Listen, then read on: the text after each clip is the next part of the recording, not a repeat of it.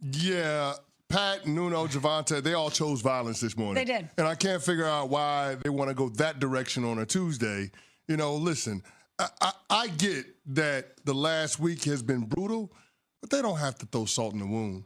They don't have to rub it in. Yeah. And I'm disappointed in myself because we backed the wrong horse. I thought about the Oklahoma City Thunder laying the 15.5 against the Chicago Bulls. I said, that's a big number. These dudes go out there and win by 30. Oof. And then, of course, the Indiana Pacers, I'm thinking, yeah, Pacers are a good team, getting slept on, maybe undervalued in the marketplace. And they only win by 2. And in that instance, I would much rather the team actually lose outright than to actually win the game but not cover. Yeah. Because it's disgusting. If I lose, I feel like the team should lose too. Does that make sense? Yes, I agree with that. Yeah, so that's kind of where I'm at with it. I just didn't understand why we had to lead the show with it and why Pat and Javonte specifically want to highlight my ineptitude when it comes to my picks and my plays of the day. What's funny is he wants to hold you accountable for your takes, right? For what you say on the show. You took the Pacers. Pat, would you like to take any accountability for the fact that, I don't know, a Philly was using a torpedo bat yesterday? Ooh, no. What accountability? I said everyone should not be able to use it. It should be banned across baseball. What accountability? Michelle specifically asked, how would you feel if the Phillies had it? And I said, no one should use it. So, good try, Nuno. Anyway, Canty, back to you and your terrible pick again. Well, this is some start. Wow, this is a very contentious Like an Tuesday. 8-way fight. What's going on here? I don't know. Everything was cool this morning when we were talking about the show in the rundown, and then all of a sudden we did a sharp left turn. Like the last 2 minutes, things have devolved on this show. Yeah, things have gone. And I'm trying to stay in a positive state of mind. I had a great weekend. Things are good on the upswing. The weather is turning. It's getting warmer outside. I'm trying to be positive. I'm trying to lean into good vibes. And then these guys in Bristol East just want to bring all of this negativity. Why and I did just you call don't it understand. Bristol East? Or Vegas East. Vegas East, Bristol East.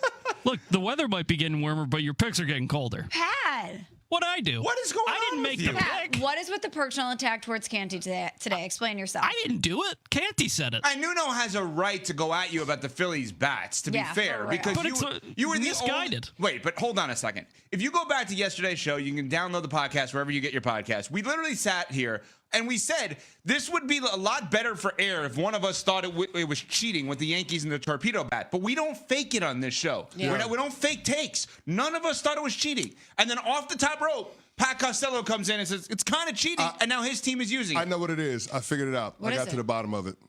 I've been anti-tush push, and Today's a big vote. Today's a big vote.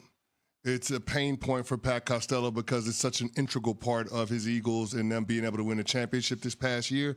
And taking a weapon like that away from them, it could be detrimental to the Eagles' window to compete for chips with this current core of players. And that's why Pat Costello is bitter toward me. Pat, that's got to be a part of the math. Okay. Pat, your response. I mean, it doesn't help. Bingo, Canty. Yeah. Good job.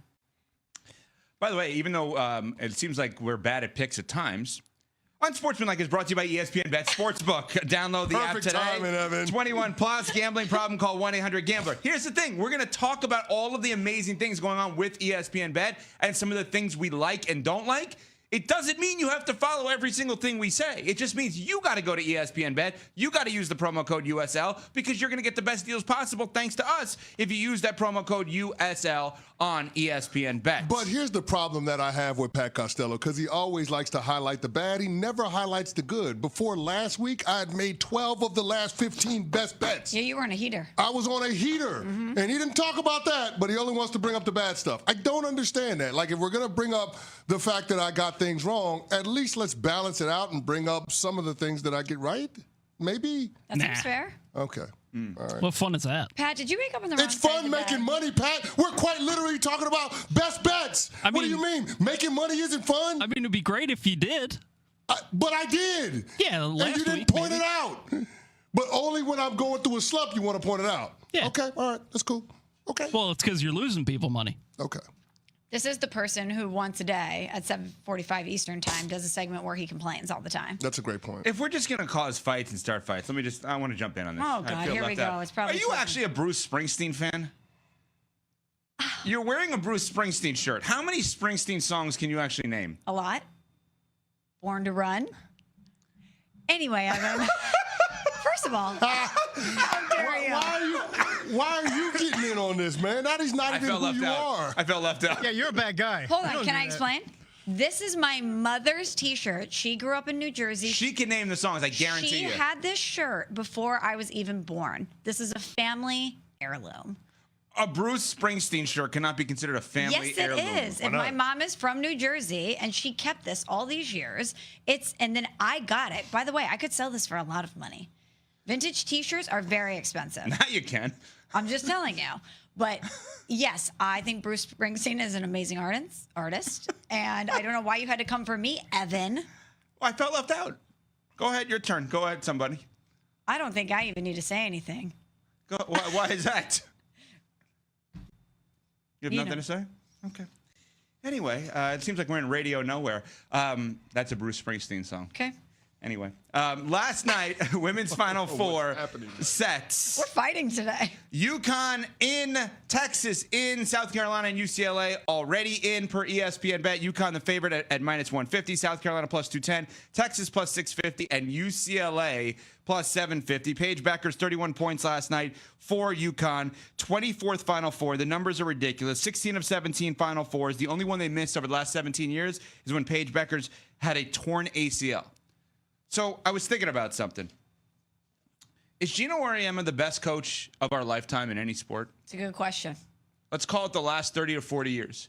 Is there anyone definitively that you can say is better at their job coaching or managing at, let's call it college or pro, men's or women's, that is definitively better than Gino Auriemma? Like, can you say Belichick or Saban or Popovich or Phil Jackson or Tony La Russa or Joe Torre or Bruce Bochy or Andy Reid or any of these? I'm probably leaving out a million people that are definitively, Pat Summitt makes your recipe, anybody definitively better than Gino Auriemma? For Belichick to have the dominance that he did for 2 decades in New England in a hard cap sport, That's the one. that's the one for me.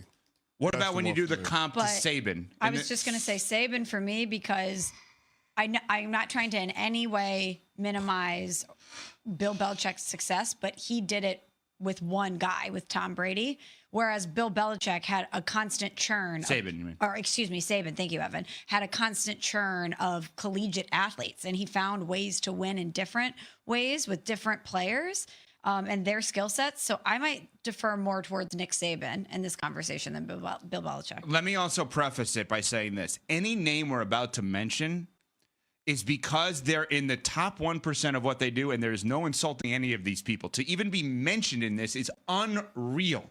Gino has 11 championships, 24 Final Fours. 11 championships is the same as Phil Jackson. So if he wins it all this year, that's 12. Right? You're putting him in terms of one more champion. Now, they're probably, like UNC soccer, the women's soccer, I think, is unbelievable. I'm sure there's other sports that I'm not as aware of, admittedly.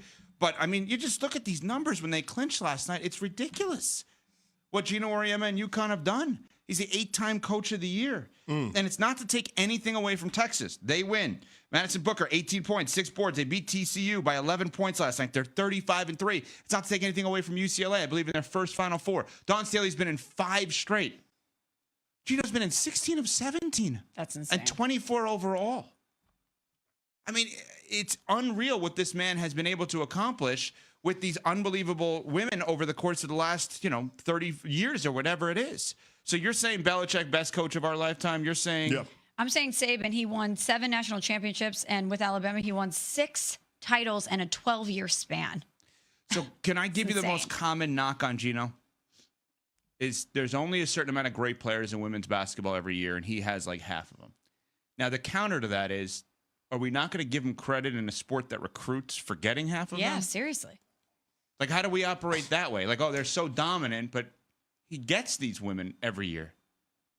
I don't know. I'm fascinated by how unbelievable he is. Yeah, but here's the problem that I have with that, and I'm not trying to take anything away from No, Gino it's and just what all he's built at positives. UConn, but it's not exactly apples to apples when it comes to the resources and the ability to recruit the top tier talent in the women's game, right? It's inequitable in terms of how that's weighted in comparison to the men's side of college sports and, of course, to the pro levels, especially when we refer to the NFL because it is a hard cap sport. So that's why I think it takes a little bit of the shine away from what Gino has been able to do just because everybody is not a player at the same level in the women's game like UConn's women's basketball is. And so I think that now we're getting closer to other programs being able to close that gap.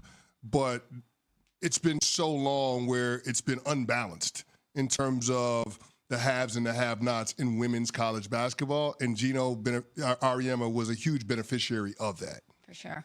Yeah, I mean, I'm in awe of everything he's done. Yeah, I couldn't help but watch that game last night, though, between UConn and USC, and watch Paige Beckers go off and think to myself, I hope that's the career arc for Juju Watkins coming off of this knee injury. Yes. She was on hand to support her teammates, and you love that she's putting them in front of herself right now, still wanting to support them while they're still on their journey. But watching that game last night, I was just thinking, I hope that that's in the cards for her to be able to have a rebound from an ACL injury like Paige Beckers did. And that should be something that she thinks about. Look at this peer of mine who endured this terrible injury and look at all the success that she's been able to have afterwards, because that rehab is not going to be easy. No. Coming up, a swing and a miss, just like Cece's pick from last night with ESPN Bet. I'm just saying, if we're going to do this, I feel left out. But I don't feel left out when I tell everybody about ESPN.